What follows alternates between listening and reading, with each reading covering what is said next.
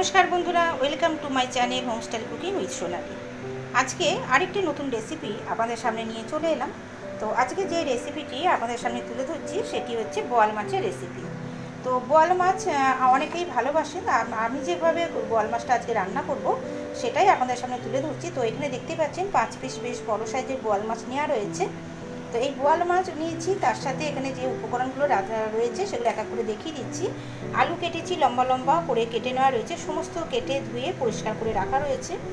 Tomato কুচানো রয়েছে একটা, এখানে পেঁয়াজ কুচানো রয়েছে একটা, বেশ বড় সাইজের পেঁয়াজ কুচানো একদম ছোটো ছোটো করে কেটে রেখে দিয়েছি। এখানে কাঁচা লঙ্কা আর আদা বেটে রেখেছি, দুটো আমি কাঁচা লঙ্কা নিয়েছি 5 পিস बोयाल মাছের মতো। একটা ছোট্ট পেঁয়াজ সেটাকে বেটে নিয়েছি, আর কিছুটা পরিমাণে রসুন এখানে বাটা রয়েছে। তো बोयाल মাছ আদা রসুন পেঁয়াজ ছাড়া কিন্তু খেতে ভালো হয় না। তার সাথে এখানে যেটা নিয়েছি সেটা হচ্ছে জিরে বাটা, এখানে ধনে গুঁড়ো 1 চামচ, হলুদ, লঙ্কা আর নুন, আর সামান্য মিষ্টি লাগবে। তার সাথে সরষের তেল, এখানে আমি সরষের তেলটা ব্যবহার করব। তো প্রথমে যেটা করব, আমি बोयाल মাছটাকে ম্যারিনেট করব। बोयाल মাছটা ম্যারিনেট করার জন্য এখানে আমি সামান্য হলুদ, একটু লঙ্কার গুঁড়ো, সামান্য নুন আর কিন্তু কাঁচা তেলটা দেব। কাঁচা তেলটা দিলে কি হবে, बोयाल মাছ যে ফাটে অনেক সময় আমরা তেলে দেওয়ার পরে, সেই সময় কিন্তু बोयाल মাছটা আর অতটা পরিমাণে ফাটবে না। তো চলুন প্রথমে আমি बोयाल মাছটাকে ম্যারিনেট করে নিই। সামান্য পরিমাণে হলুদ দিয়ে দিলাম, নুন দিয়ে দিয়েছি,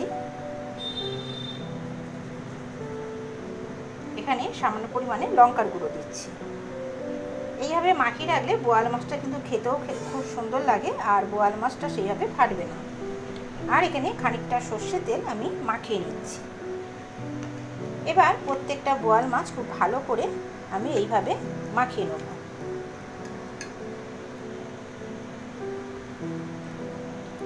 দেখুন মশলা দিয়ে সম্পূর্ণ बोयाल মাছগুলোকে মাখিয়ে নিতে হচ্ছে। এই बोयाल মাছ খাওয়াটাও কিন্তু আমি শ্বশুরবাড়িতে এসে শিখেছি। আমার বাপের বাড়িতে बोयाल মাছ অতটা খেত না, অতটা বলতে কি बोयाल মাছ খাওয়াই হতো না, সবাই পছন্দ করে না। কিন্তু শ্বশুরবাড়িতে এসে আমি যখন খেলাম এই बोयाल মাছ রান্না করা, আমার সত্যি খুব ভালো লেগেছে। আর এখন প্রায় আমাদের কিন্তু এই बोयाल মাছটাকে আনা হয়। তো ভালো করে ম্যারিনেট করে রেখে দিলাম। এবারে উনুনে একটা কড়াই বসিয়ে নিয়েছি। এবার আঁচটাকে কিন্তু আমি জোরে দিয়েছি, কারণ কড়াইটাকে ভালো মতো গরম করে তবেই তেল দিতে হবে। মাছ যেহেতু ভাজবো, আর बोयाल মাছ এমনিতেই ফাটে, যাতে মাছ আটকে না যায় কড়ার গায়ে বা খুব বেশি না ফাটে, তার জন্য কিন্তু কড়াটা ভালো করে গরম করে তবে আমি এখানে তেল দেবো। কড়াটা ভালো মতো গরম হয়ে গেছে, এবার আমি পরিমাণ মতো তেল দিয়ে দিচ্ছি। মাছটা ভাজতে একটু তেল লাগবে, তেলটা ভালো করে চারিপাশে ছড়িয়ে নিতে হবে।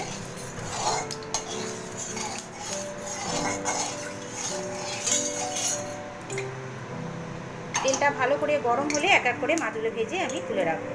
बोयाल মাছ কিন্তু আপনারা অবশ্যই ঢাকা দিয়ে ভাজবেন। দেখুন তেলটা গরম হয়ে গেছে, এবার আমি এক এক করে মাছগুলো ফেলে দিয়ে ঢাকা দিয়ে দিচ্ছি।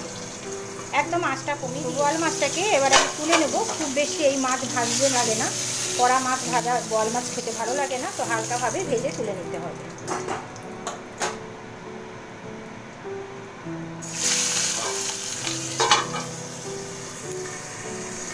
এক এক করে সমস্ত মাছই ভেজে তুলে নিচ্ছি। দেখুন বন্ধুরা, সমস্ত মাছ আমার ভাজা হয়ে গেছে। খুব বেশি কিন্তু কড়া করিনি, একটু হালকাভাবে ভেজেছি। এবার যে তেলটা রয়েছে ওই তেলের মধ্যেই আমি আলুগুলোকেও ভেজে তুলে নেব।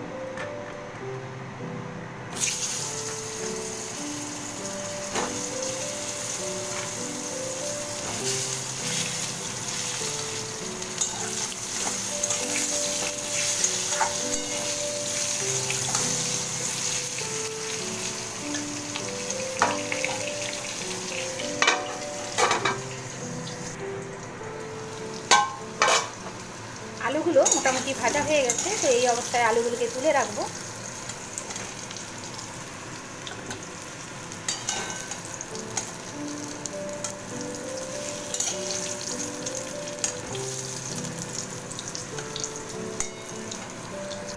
কড়াই আর একটু তেল দিয়ে নিচ্ছি।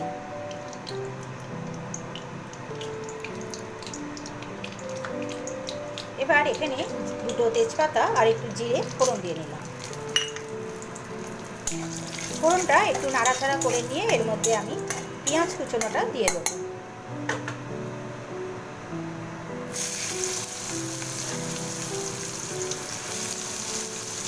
তার সাথে টমেটো কুচোনাটাও দিয়ে দেবো।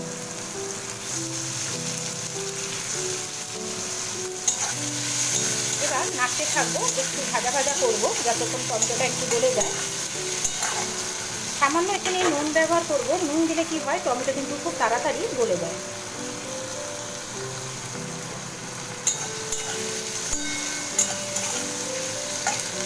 ঢাকা দিয়ে পেঁয়াজ আর টমেটোটাকে সামান্য একটু গলিয়ে দেব। দেখতে পাচ্ছেন পেঁয়াজ আর টমেটোটা অনেকটাই কিন্তু মজে এসছে, সেদ্ধ হয়ে এসছে। তো এবার আমি এক এক করে মশলাগুলো দিতে থাকবো। প্রথমেই এখানে আমি আদা, কাঁচা লঙ্কা বাটা, রসুন বাটা আর জিরে বাটাটা, এই জিরে বাটা বলছি কেন, পেঁয়াজ বাটাটা দিয়ে দিচ্ছি। জিরে বাটাটা পরে একটু পরে দেবো, আগে এই মশলাটা দিয়ে ভালো করে ভাজা করে নেবো, কেননা রসুন আদার একটু গন্ধ থাকে। তো সেই কাঁচা গন্ধটা যতক্ষণ না যায় ততক্ষণ একটু ভালো করে ভাজা ভাজা করে নিতে হবে।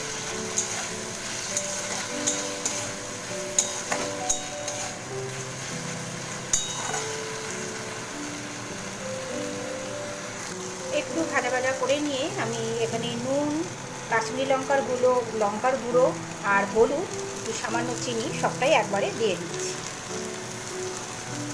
সামান্য পরিমাণে মশলাটার মধ্যে জল দিয়ে দিতে হবে, নিচে যাতে লেগে না যায় তার জন্য কিন্তু আমি সামান্য পরিমাণে এই লঙ্কার গুঁড়ো, হলুদ গুঁড়ো এগুলোই কিন্তু একটু জল দিয়ে মিশিয়ে দিয়ে দিচ্ছি। কাশ্মীরি লঙ্কার গুঁড়োটা আপনারা যদি ব্যবহার করতে না চান নাও করতে পারেন, কিন্তু দিলে রঙটা খুবই সুন্দর আসে, তার জন্য আমি এখানে কাশ্মীরি লঙ্কার গুঁড়োটা ব্যবহার করলাম। এবার ভালো করে এই মশলাটাকে কষিয়ে নেব।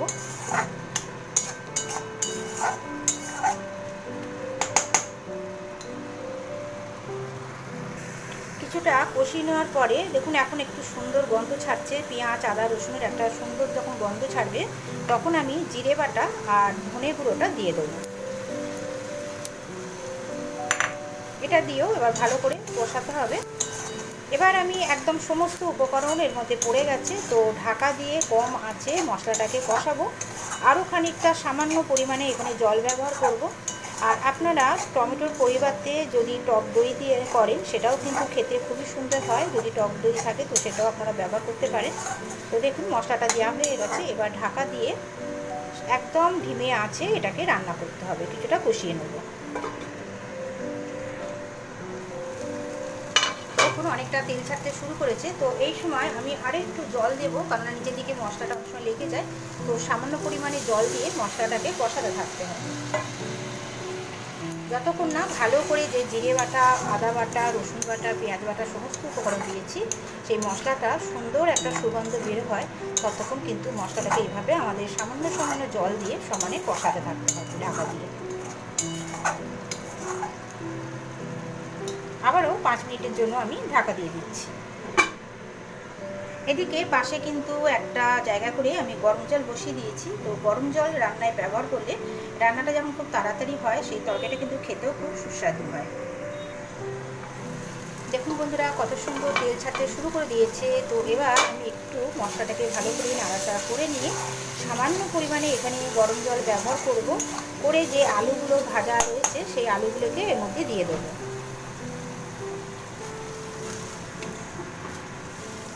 সামান্য গরম জল দিচ্ছি।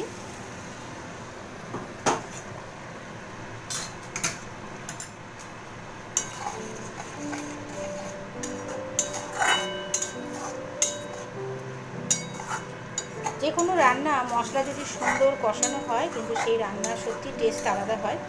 তো দেখুন একটা সুন্দর তেল ছাড়তে শুরু করে দিয়েছে, এবার আমি এক এক করে যে আলুগুলো ভেজে রাখা রয়েছে সেগুলোকে দিয়ে দিচ্ছি।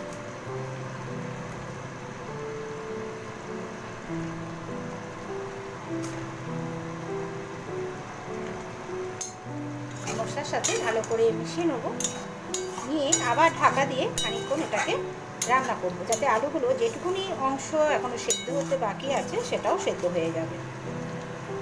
একদম কম আঁচে রান্নাটা করতে হবে।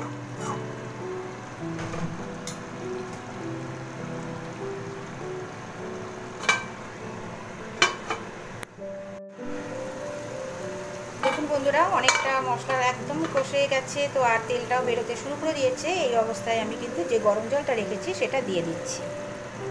যে যেরকম ঝোল রাখতে চান সেইভাবে কিন্তু জলটা দিতে হবে।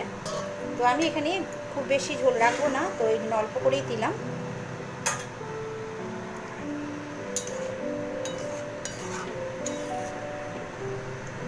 আলুগুলো মোটামুটি সেদ্ধ হয়ে গেছে।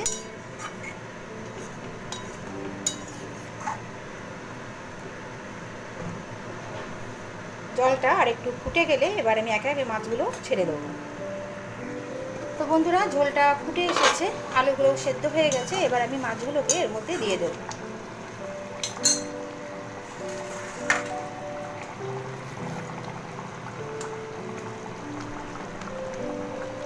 কালারটাও কত সুন্দর এসছে, দেখতেই পাচ্ছেন। এখানে কাশ্মীরি লঙ্কার গুঁড়োর জন্যই কিন্তু এতটা কালার চলে এসেছে।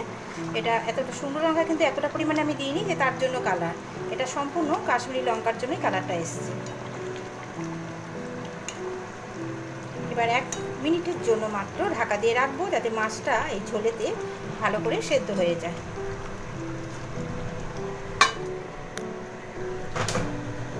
ফিরে এলাম 1 মিনিট পরে। আমার বোয়াল মাছ রান্না অলমোস্ট কমপ্লিট, শুধু গরম মশলাটা উপর থেকে ছড়িয়ে দেবো। তো বন্ধুরা, কেমন লাগলো অবশ্যই জানাতে ভুলবেন না। আপনারাও এরকমভাবে রান্না করে খেয়ে দেখুন। যদি ভালো লাগে লাইক শেয়ার করতে ভুলবেন না। আর নতুন বন্ধুরা চ্যানেলটিকে সাবস্ক্রাইব করে পাশে থাকা বেল আইকনটি প্রেস করে দেবেন। আপনাদের সাথে দেখা হচ্ছে আবার পরবর্তী কোনো রেসিপিতে। ততক্ষণ সবাই সুস্থ থাকবেন, ভালো থাকবেন। তো চলুন এবার এটাকে নামিয়ে নিই।